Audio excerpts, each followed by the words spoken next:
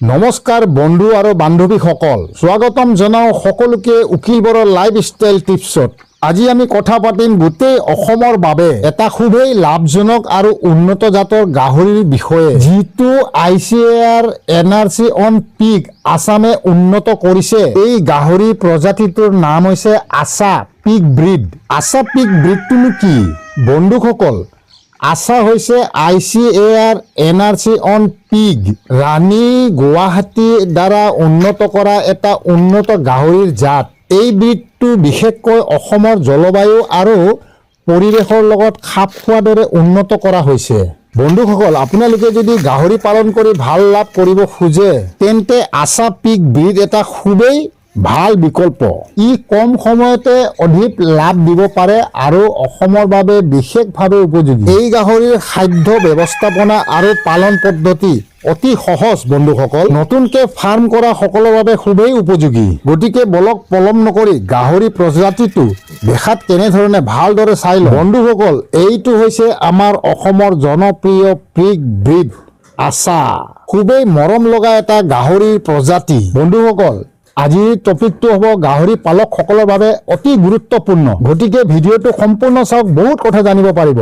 মই এটাই কথা ক'ম, গাহৰি পালকসকলে যদি গাহৰিৰ প্ৰজাতিবোৰ জানি নোলোৱাকৈ ফাৰ্ম কৰিবলৈ ওলাইছে বা কৰি আছে, তেনেহ'লে ফাৰ্ম কৰি একো লাভ নাই। বন্ধুসকল, আমি গাহৰি ফাৰ্ম আৰম্ভ কৰাৰ আগতেই আমি গোটেই ভাৰতবৰ্ষ আৰু অসমত কি কি প্ৰজাতিৰ গাহৰি আছে সেইবোৰ জানি লোৱা উচিত। বন্ধুসকল, আপোনালোকে আশা গাহৰিৰ বংশগতি ভালদৰে জানি ৰাখক। খুবেই ইণ্টাৰেষ্টিং জানিব লগা বিষয়। আশা গাহৰিক ডিউৰক 50%, হেমচায়াৰ 25% আৰু স্থানীয় ঘুংৰু 25% জাতৰ সংমিশ্ৰণত তৈয়াৰী কৰা হৈছে। ইতিহাসত ৰাণী নামৰ আন এটা জাতৰ সৈতে doctor H Rahman DDG animal science ICAR দ্বাৰা এই জাত মুকলি কৰা হৈছিল। কাৰ বাবে এই আশা পিগ ব্ৰিড লাভজনক জানেনে? নতুন গাহৰি পালকসকলৰ বাবে, গ্ৰাম্য যুৱক যুৱতীসকলৰ বাবে, সেল্ফ এমপ্লয়মেণ্ট কৰিব খোজা লোকসকলৰ বাবে আৰু কমাৰ্চিয়েল পিগ ফাৰ্মিং কৰিবলৈ ইচ্ছুক থকা লোকসকলৰ বাবে। আশা কিয় অসমৰ বাবে ভাল? আশা ব্ৰিডটো অসমৰ গৰম আৰ্দ্ৰ জলবায়ু, স্থানীয় খাদ্য, গ্ৰাম্য পালন ব্যৱস্থা এই সকলোৰে সৈতে খাপ খোৱা বুলি বৈজ্ঞানিকভাৱে প্ৰমাণিত। বন্ধুসকল, আশা গাহৰি খুব সোনকালে ওজন বৃদ্ধি কৰে। এই গাহৰিয়ে 8 মাহ বয়সত প্ৰায় 80 কেজি উচ্চমানৰ মাংস উৎপাদন কৰিব পাৰে। এই গাহৰিৰ চৰ্বি প্ৰায় 1.98 চেণ্টিমিটাৰ হয়। এই ব্ৰিডটোৰ পৰা অধিক আৰু উন্নত মানৰ মাংস পোৱা যায়। ইয়াৰ মাংস খুবেই সোৱাদ হয়। আশা গাহৰিবোৰৰ স্থানীয় পৰিৱেশত সহজে বেমাৰ আজাৰ পোৱা নাযায়। যত্ন খৰচ তুলনামূলকভাৱে বহুত কম। অতি কম খৰচৰ খাদ্য খুৱাই ইয়াক ডাঙৰ কৰিব পাৰি।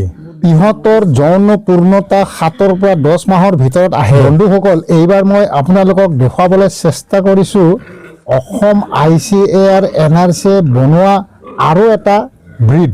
এই ব্ৰিডটোৰ নাম হ'ল ৰাণী। ৰাণীৰ বাপেক হ'ল পিয়'ৰ হেমশ্বেয়াৰ আৰু মাক হ'ল পিয়'ৰ ঘুংৰু। এই ৰাণী ব্ৰিডটোৰ পৰাই জন্ম লৈছে অসমত আশা। ভালদৰে চাই লওক বন্ধুসকল, এই গাহৰিৰ মাছ অংশখিনি সদায় হোৱাইট থাকে, বগা, আৰু পিছৰ ফালে আৰু আগৰ ফালে কলা থাকে। নাগালেণ্ডত ৰাণী গাহৰিৰ দৈনিক গড় ওজন 280 পৰা 350 কেজি বৃদ্ধি পাইছে। এই ৰাণী গাহৰিও অতি সহজভাৱে পালন পোষণ কৰিব পৰা যায়। এই গাহৰি ঘৰৰ খাদ্যবোৰো খুৱাই ওজন লাভ কৰিব পাৰি। বন্ধুসকল, এইটো এটা অসমৰ খুব ভাল ব্ৰিড। এই ব্ৰিডটো লৈও আপোনালোকে ফাৰ্ম আৰম্ভ কৰিব পাৰে। এইটো মোৰ আৰু এটা প্ৰজাতিৰ গাহৰি। এই গাহৰিৰ জাতটো আপোনালোকে নিশ্চয় সকলোৱে জানে। এই জাতৰ গাহৰি অসমৰ চুকে কোণে সকলো ঠাইতে প্ৰায়ে দেখা যায়। নাম হ'ল ঘুংৰু প্ৰজাতি।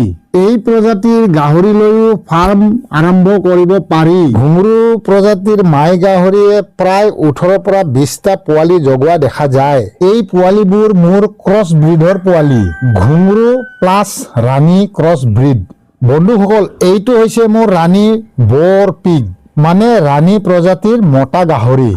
চাই লওক বন্ধুসকল, এই গাহৰিটো যদি মই পিয়ৰ হেমশ্বায়াৰ ব্ৰিড বুলি কওঁ, মানুহে মানি ল'ব লাগিব। ইয়াৰ বাপেক হৈছে পিয়ৰ হেমশ্বায়াৰ আৰু মাক হৈছে পিয়ৰ ঘুংৰু। এই গাহৰিটো মই নিজৰ ফাৰ্মত নিজে বনোৱা।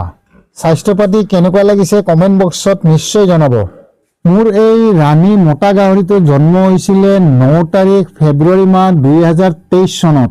বৰ্তমান ইয়াৰ ওজন প্ৰায় 300 কেজিৰ ওপৰত হৈছে। বৰ্তমান মই ইয়াৰ লগতেই ক্ৰছ কৰাই আছো পিয়ৰ ঘুংৰু, ডিউৰক F1, পিয়ৰ ইয়ৰ্কশ্বায়াৰ লাৰ্জ হোৱাইট এইবোৰ।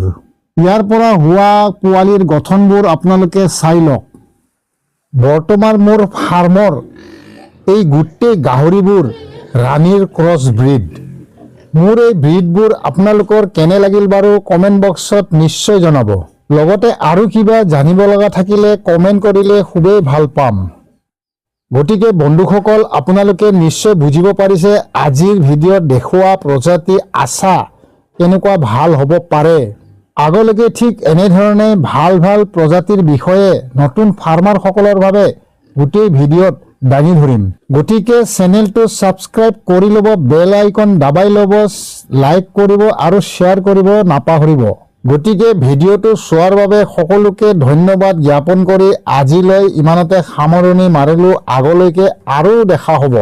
কিবা ভুল হ'লে ক্ষমা কৰিব, অনুগ্ৰহ কৰি বেয়া কমেণ্ট নকৰিব।